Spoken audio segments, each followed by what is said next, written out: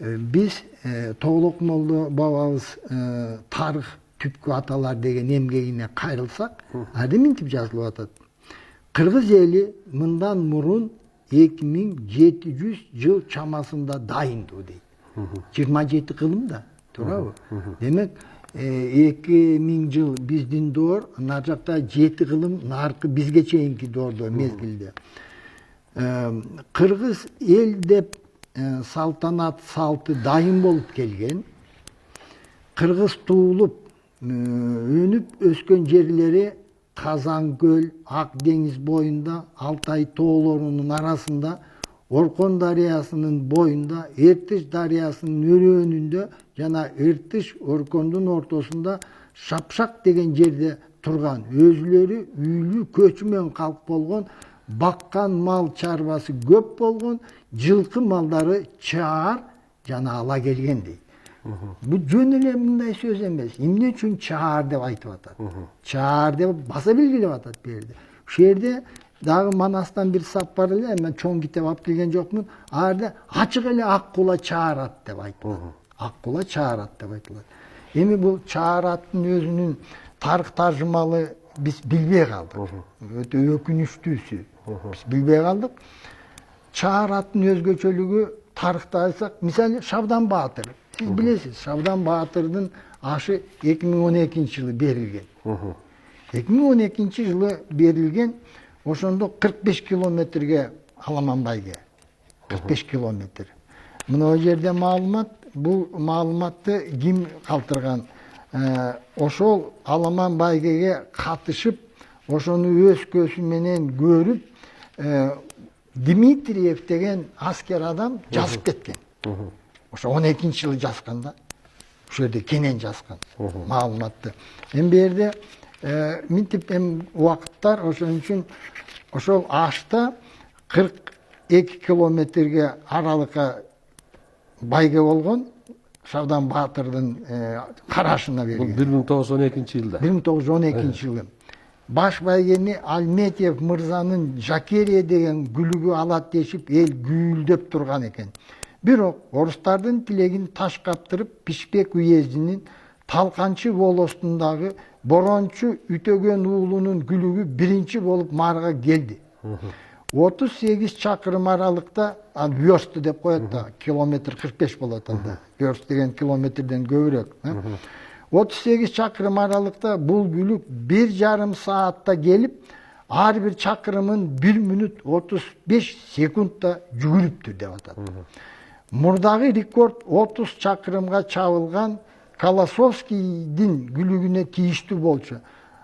Ал ар бир чакырымды 1 мүнөт 37 секундта жүгүргөн дейт да. Ошентип Борончунун гүлүгү жаңы рекордду койду дейт. Эми берден маселе. Андан соң 3 мүнөт 40 секунд ичинде дагы 8 ат келди дейт. 3 мүнөт канча убакыт? Алардын баардыгы кыргыздардын гүлүгү болчу дейт. Дагы 5 секундтан кийин 1 мүнөт деп коелучу. Дагы 5 секундтан кийин гана 10-чу болуп Борончунун гүлүгүнөн кийин 4,5 мүнөт дегенде барып Алметьев мырзанын Жакериясы Марага келди дейт. Бул чаарат.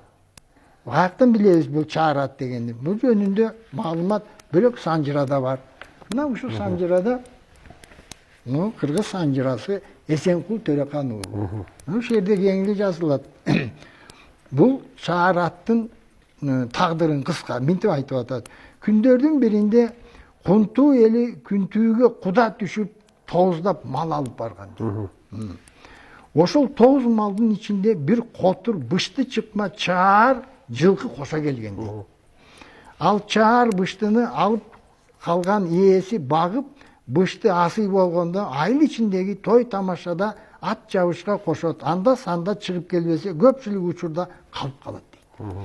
Чаар атты сыртынан караганда күлүк боло тургандай деле кейпи жок, сүйөгү чоң, айбаттуу, буту колу төөнүкүндөй талпайган, сыртты көрүнүшү шалпайган жылкы экен.